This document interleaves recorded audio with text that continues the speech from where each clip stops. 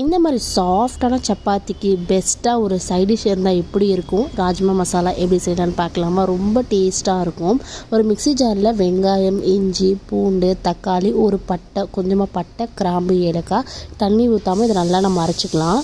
ஒரு ப்ரெஷர் பேனில் தேவையானதுக்கு எண்ணெய் விட்டு எண்ணெய் காஞ்சோடனே சீரகம், நம்ம அரைச்சி வச்சுருக்க பேஸ்ட்டையும் போட்டு நல்லா நம்ம ஒரு 5 நிமிஷம் பச்சை வாசனை போடுற வரைக்கும் நல்லா வதக்கிக்கலாம். இதுக்கு மசாலா வந்து பார்த்திங்கன்னா சிம்பிளான மசாலா தான். காஷ்மீரி மிளகாய்த்தூள், நார்மல் மிளகாய்த்தூள், அதுக்கப்புறம் மல்லித்தூள், கொஞ்சமாக சன்னா மசாலா, கொஞ்சம் மஞ்சத்தூள் தான். இதெல்லாம் பச்சை வாசனை போடுற வரைக்கும் நல்லா மிக்ஸ் பண்ணிவிட்டு நான் ஒரு 8 மணி நேரம் அளவுக்கு ராஜ்மாவை இந்த மாதிரி ஊற வச்சுருக்கேன். அதையும் போட்டு நம்ம நல்லா கொஞ்சம் தண்ணி விட்டு மிதமான சூட்டில் ஒரு 2 ப்ரெஷர் நம்ம போட்டு இறக்கிட்டா நம்ம சூப்பரான ராஜ்மா மசாலா ரெடி ஆகிடும். லாஸ்ட்டில் கொத்தமல்லி தழை போட்டு இறக்கிட்டா ராஜ்மா மசாலா சப்பாத்திக்கு ரொம்ப டேஸ்ட்டாக இருக்கும். நீங்கள் தோசை கூட ட்ரை பண்ணி பார்க்கலாம். கண்டிப்பாக இந்த ட்ரை பண்ணி பார்த்துட்டு எப்படி இருக்குன்னு மறக்காமல் சொல்லுங்கள். இந்த மாதிரி ரெசிபீஸ்க்கு நம்ம பேஜை மறக்காமல் ஃபாலோ பண்ணிக்கோங்க. இது சப்பாத்தி மட்டும் இல்லாமல் நான் எல்லாத்துக்குமே ரொம்ப சூப்பர்.